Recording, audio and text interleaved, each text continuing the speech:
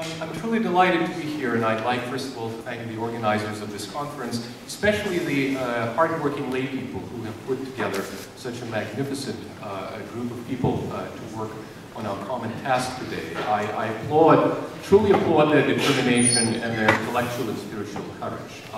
I think the leaders who are present here, of course, have a lot of work in front of us to do to build up precisely the Ukrainian theological tradition of which we will be speaking during the days of this conference. My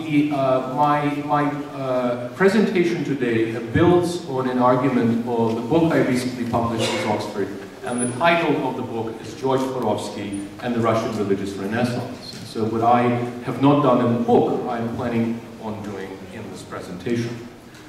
This paper analyzes George Florovsky's treatment of the Kyivan theological tradition in his opus magnum, The Ways of Russian Theology. I argue that Florovsky failed to sufficiently understand the distinctiveness of the Kyivan theological tradition because he took the political narrative of Russian imperial history for granted. In conclusion to the paper, I identify the unique features of the Kyivan theological tradition and chart a way for the future studies of the ways of Ukrainian theology. A few words need to be said about Florovsky's family background and his involvement in the Eurasian movement, since these matters help to understand his approach to the history of Orthodox theology in Ukraine. Born in 1893, Florovsky spent his childhood and young adulthood in Odesa, a city port on the shore of the Black Sea, about 250 miles from Crimea. Along with central and eastern Ukraine, South Ukraine at the time was a part of the Russian Empire. The ancestors on his father's side were Russian, and on his mother's side, Ukrainian. This is a little-known fact. Florovsky's mother, Claudia Georgievna Popruzhenko, came from a Ukrainian family of high-level academic clergy. Claudia's father, Georgy Popruzhenko, finished Kyiv Theological Academy, and in the 1850s settled in Odesa, where he taught Hebrew and Greek at the local theological seminary. At some point, possibly after the move to Odesa, his mother's side of the family was Russified. Half Ukrainian himself, George Florovsky was able to read Ukrainian, but apparently spoke Russian at home and identified with the Russian imperial rather than with the national Ukrainian cultural heritage. After the Bolshevik Revolution, when attempts were made to establish an independent Ukrainian state, Florovsky disapproved of these developments. In other words, he accepted Russian political dominance in Ukraine as an inevitable historical development. Ukrainian religious intellectual history could be, without any distortion, assumed, as far as Florovsky is concerned, under the history of Russian theology. In the 1920s, Florovsky had to interrupt his graduate studies at the University of Odesa and follow his parents to Sofia in Bulgaria, while Ukraine was plunged into the civil war, which broke out after the revolution. In Sofia, Florovsky became one of the founding fathers of the Eurasian movement. The Eurasian ideology postulated a unity between the peoples of Asia and Eastern Europe, which was based on common historical, geographic, and religious factors. The Eurasians continued the Slavophile critique of the Western European civilization in the changed circumstances of post-revolutionary diaspora. While scientifically and historically dubious, actually probably a stronger word is needed here, while scientifically and historically false, the Eurasian movement had considerable success in immigration. By the mid-1920s, Florovsky became alienated from the movement since he did not share its political aspirations. To be more specific, he saw Eurasianism principally as a cultural agenda, but what he actually witnessed in the immigration was the fact that it was co-opted for political purposes. Does this sound familiar? So at about the same time, the movement was infiltrated by the agents of Stalin's secret police and undermined internally. In the Soviet Union, the Eurasian doctrine found a new life in the theories of Gavrilyuk.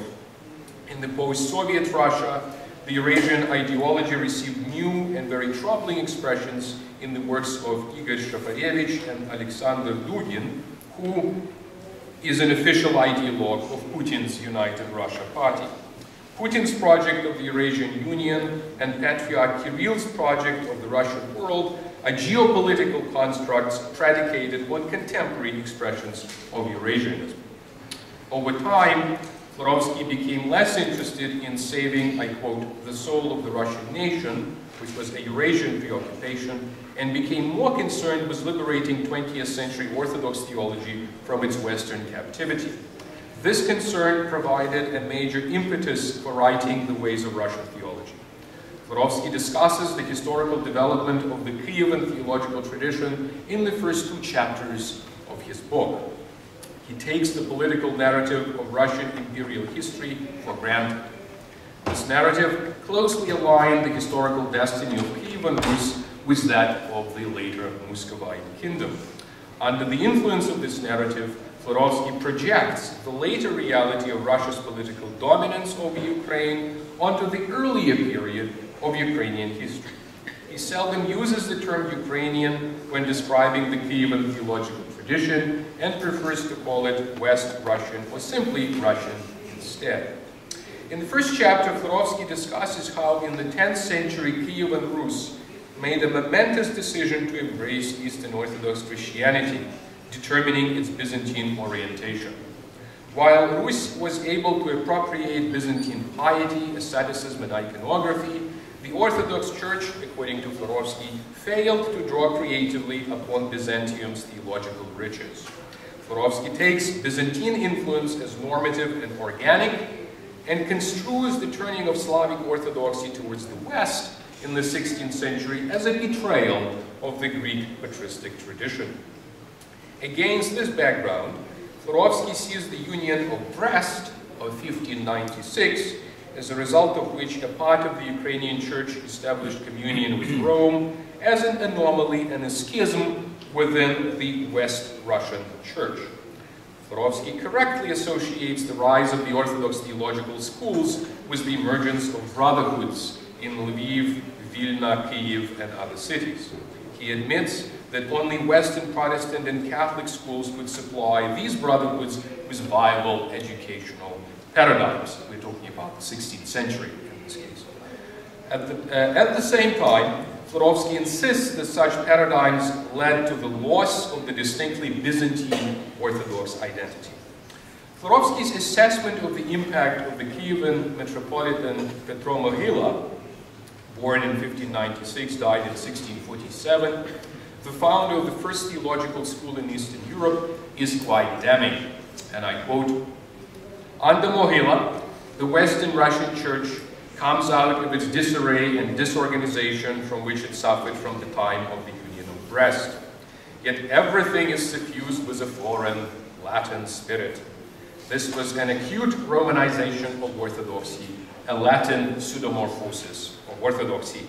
A Latin and Latinizing school system is built on an empty spot. Not only ritual and language, but also theology, worldview, and religious psychology become Latinized. A Latin and Latinizing school system is built on, the very soul of the people comes to be Latinized." End of quotation. Now, in his analysis, Florovsky largely ignored the fact that during the time of Metropolitan Mohyla, central Ukraine was politically dominated by Poland, not by Russia or Byzantium. Florovsky assumed that nothing good whatsoever could come to the Kyivan school from adopting the Jesuit educational paradigm. Florovsky integrated the Slavophile disparagement of the Western influences of Slavic culture with the Westernizers' tendency to berate Slavic ability to appropriate the Western ideas in a genuinely creative manner. For him, Ukrainian Baroque was, and I quote, "decadent and uncreative period," unquote, which is responsible for, I quote, emotional insobriety, dreamy excitability, and religious romanticism in the Ukrainian religious consciousness, unquote. Even the most outstanding representative of Ukrainian Baroque, Hryhorii Skovoroda, did not pass Florovsky's test of theological originality. Florovsky criticized the Ukrainian religious thinker for his inclination towards allegorical rather than historical reading of scripture. Now, while recognizing considerable advantages to implementing the Western European educational standards in Kyiv's theological institutions, Florovsky nevertheless concluded that the end result of this development was Orthodoxy's Western captivity and what he called the pseudomorphosis of Orthodox theological thought. From Kyiv, Western patterns of thought spread to Moscow and St. Petersburg. While a few individual thinkers were able to break out of this dominant paradigm, Russian religious thought remained captive to Western influences until the beginning of the 20th century. Only a return to the Church Fathers could liberate Orthodox theology from its Western captivity. Now to the second section of my own critique and response to Florovsky's historical scheme. So this is called the Eastern patristic norm in the Ukrainian theological tradition. Florovsky's historiographic scheme presupposes a seamless movement of the centers of theological scholarship from Kyiv to Moscow and subsequently to St. Petersburg. And so by the time of the 18th century, he abandons, for example, his discussion of Kyivan theological tradition as if somebody dropped a nuclear bomb on that tradition and it sort of no longer existed at the time. Such a scheme uncritically follows the imperial narrative of Russian political history, prevalent in the official Russian historiography since Nikolai Berdyaev, and that is the late 18th century Russian historian. This scheme ignored the ethnic distinctiveness of the Eastern Slavs, especially the Ukrainians, and construed the Muscovite kingdom as a politically and ethnically continuous with the Kyivan-Rus. Consequently, Polish and Austro-Hungarian dominance over Western Ukraine was regarded as an aberration, whereas the expansion of the Russian imperial dominance over the same territory was justified as the restoration of unity, which was supposedly attained in the earlier period. In this scheme, which Florovsky uncritically assumed, the cultural standards of Moscow-grown Orthodoxy tended to be read back into the unique early association of the 17th century Kyivan theological tradition, which in reality contained a complex interplay of Western European and Slavic elements. But Florovsky lamented the Western influences upon the Kyivan school of theology as something self-evidently deplorable. He also assumed that the modes of folk piety and the styles of worship, unlike academic theology, remained untouched by the West, speaking of tension, divorce, and opposition between piety and teaching, unquote. But this assumption is demonstrably false. The iconography, architecture, church music, and folk piety of what is now Western and Central Ukraine were heavily influenced by the Christian West in the 16th through 19th centuries. As a well-known example, consider the 17th, 18th century restoration of the cupola of the Hagia Sophia, or Saint Sophia church in Kyiv, in the style precisely of Ukrainian Baroque. Contrary to Florovsky, there was no rift between theology and church life because all aspects of church life, including art and piety, were, like theology, to some extent, Westernized. Moreover, Florovsky's sharp dichotomy between the Catholic West and the Orthodox East has limited application to the Ukrainian territory that was politically contested by Poland, Austro-Hungary, and the Russian Empire. This territory had its own share of ethnic struggles and experiments in political and religious boundary drawing and redrawing. The fact that today Eastern Rite Catholicism has the largest number of its adherents, approximately 4.3 million, precisely in Ukraine, cannot be dismissed as a historical accident. Rather, the Westernization of Orthodoxy and the Orientalization of Catholicism went hand in hand and indeed continue in Ukraine to this day. Florovsky's rigid dichotomy between the East and the West was both anachronistic and historically unjustifiable in the case of Ukraine, especially its western part, where there is a continuing cross-pollination of the Orthodox Eastern and the Catholic and Protestant Western motifs. Despite his mother's Ukrainian roots, Florovsky was thoroughly Russified and as a result could not imagine Ukraine, whether past or future, as anything else but a cultural subordinate part of the defunct Russian Empire. This was a blind spot that he shared with other pre-revolutionary intellectuals of mixed ethnic background. A very different narrative, which did justice to the cultural and political distinctiveness of the Ukrainian nation, was available to him in the work of a prominent Ukrainian historian, Mihайло Грушевський. Florovsky was aware of this work, but went along with the prevalent imperial narrative instead. In Florovsky's master narrative, Russian theology includes the contributions of all figures born in the territories that at some point in history were parts of the Russian Empire. But such an imperialist assumption of Russia's cultural hegemony, consisting in the absorption of the contributions of the politically dependent, but culturally and linguistically distinct peoples, is hardly legitimate. For example, Florovsky considered Petro Mohyla, Hryhorii Skovoroda, and Pamfil Yurkevich as being without qualification a part of Russian theological legacy. But Mohyla was born in Moldova, Skovoroda and Yurkevich in Ukraine. The first two figures, Mohyla and Skovoroda, wrote in Ukrainian, while Yurkevich wrote in Russian only because the repressive Russian government made it illegal to publish scholarly works in Ukrainian in the 19th century. Skovoroda's work was celebrated by Dmitro Chizhevsky and others as the first original Eastern Slavic contribution to religious philosophy.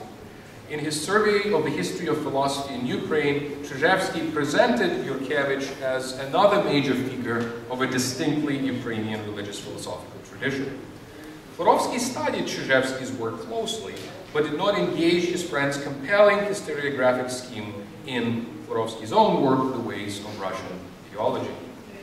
So Russian, in the title of Florovsky's book, is a misleading synecdoche that encompasses ethnic Russians as well as numerous non-Russians, speakers of various Slavonic languages, which contributed to the multicultural heritage of what under Catherine II would become a part of the Russian Empire, and of course ceased to exist after the Bolshevik Revolution.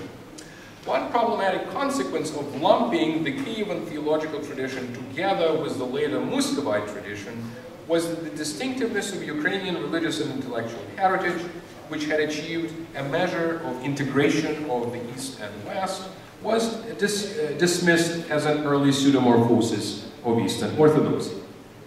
In conclusion, I would like to offer 4 preliminary points for our reflection on the distinctive features of the Kyivan theological tradition. First, I would like to highlight the Kyivan theological tradition's comparatively greater openness to the Christian West. I propose that the Kyivan theological tradition does not need to purify itself of its Western influences in order to be authentically Orthodox, because Orthodoxy is a universal faith, not an Oriental peculiarity. The engagement of the Christian West should become a strength rather than some sort of a compromise for the Kyivan theological tradition of the past and also of the future. The engagement of which I speak is primarily theological and cultural rather than political, although presently the political dimension of this engagement has become critical too. Second, the Kyivan theological tradition doesn't have to become an antithesis to everything that comes out of Russia theologically. I understand that for a present historical moment, a posture of confrontation is likely to remain a strong temptation for which many of us, including myself, can find justification. Nevertheless, I think that consolidating our tradition by subtraction of everything emanating from Russia would be a mistake. I propose to gather the Kyivan theological tradition by addition instead. In practice, this means, for example, that a Kyiv-born Nikolai Berdyaev and Lev Shestev as well as Kyiv-educated Vasily Zienkovsky, should be treated as significant contributors to the richness and variety of the Kyivan theological tradition. I would be against charting the contours of this tradition in rigidly ideological and antithetical terms. Third, the future of the Kyivan theological tradition is impossible without a sustained reflection on its past. Florovsky's seminal study presents a one-sided picture. We need a new historical narrative of the Kyivan theological tradition which would engage and supersede the narrative of the Western pseudomorphosis. In other words, we need a book on the ways of the Ukrainian theology. Such a historical narrative could take as its point of departure the historical studies of Kyiv Theological Academy undertaken in the 19th century by such scholars as Viktor Oskachensky, Stepan Golubev, Nikolai Berdyaev, and others. Finally, we need today a gathering of intellectual, spiritual, administrative, and financial resources to build up the Kyivan theological tradition of the future. Because I see this conference precisely as moving in this direction. Many of us recognize that Maidan was important not only morally and politically, but also theologically. We need a book-length collection of essays on the theological importance of Maidan, written from the perspective of the representatives of different churches and religious leaders of Ukraine. Such a book will be both of national and international interest. I am convinced that such a study will become a significant contemporary contribution to the development and future of the Kyivan theological tradition. Thank you very much.